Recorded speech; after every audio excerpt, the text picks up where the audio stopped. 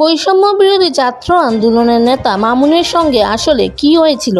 নিখোঁজ হওয়ার 5 দিন পর বৈষম্য বিরোধী ছাত্র আন্দোলনের তুরাগ থানার সাবেক যুগ্ম আহ্বায়ক মাওলানা মামুন রশিদকে অসুস্থ অবস্থায় উদ্ধার করা হয়েছে।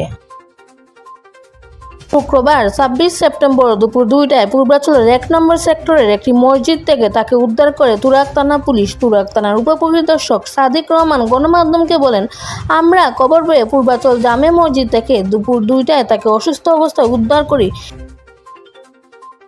এরপর তাকে চিকিৎসার জন্য কুয়েত বাংলাদেশ মৈত্রী হাসপাতালে নিয়ে যাওয়া হয়। ঢাকা মহানগর পুলিশের উত্তরা বিভাগের উপকমিশনার মোহাম্মদ মহিদুল ইসলাম জানান, মামুনুর রশিদের শরীরে কোনো আঘাতের চিহ্ন পাওয়া যায়নি। ডিএমপির উপকমিশনার বলেন, মামুনুর রশিদ জানিয়েছেন তাকে মারধর করা হয়নি, তবে মোবাইলের পাসওয়ার্ডের জন্য তাকে চড় দেওয়া হয়েছিল। মামুনুর রশিদ দাবি করেছেন, একটি চাঁদাবাজির ঘটনার প্রতিবাদ জানানোর কারণে তাকে তুলে নিয়ে যাওয়া হয়। পরে একটি মাইক্রোবাসে করে তাকে অজ্ঞাত স্থানে নিয়ে যাওয়া হয়েছিল। বর্তমানে তিনি সম্পূর্ণ সুস্থ আছেন বলে জানিয়েছে ডিএমপির এই কর্মকর্তা। তবে ডিএমপির উপকমিশনার মোহাম্মদ মহিদুল ইসলাম একই সঙ্গে জানান, ঘটনাটি অপহরণ নাকি অন্য কিছু তা এখনো নিশ্চিত হওয়া যায়নি। তিনি বলেন, মামুনুর রশিদের বক্তব্যে কিছু অসংলগ্নতা রয়েছে, বিষয়টি গুরুত্বের সঙ্গে তদন্ত করা হচ্ছে।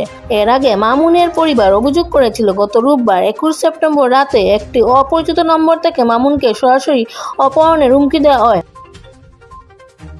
এরপর দুপুরে তিনি রাজধানীর উত্তরার বাসা থেকে বের হয়ে নিখোঁজ হন।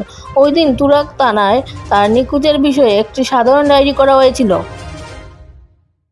অপরদিকে আজ 26 সেপ্টেম্বর তাকে উদ্ধার করা হয়েছে বলে তার সংশ্লিষ্ট সংগঠন জুলাই রেভলিউশনারি অ্যালায়েন্স তাদের ফেসবুক পেজে নিশ্চিত করেছে। পোস্টে জুলাই রেভলিউশনারি অ্যালায়েন্স জানায়, নিখোঁজ মামুনকে পূর্বাঞ্চল সেক্টর 1 মসজিদে পাওয়া গেছে।